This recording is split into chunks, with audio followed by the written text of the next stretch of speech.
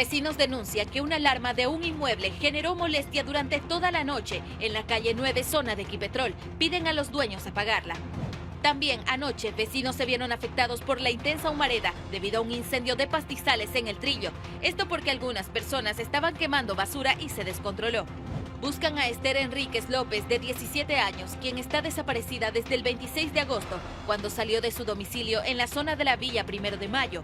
Cualquier información puede hacerla llegar al 736-07833. Ojo Ciudadano.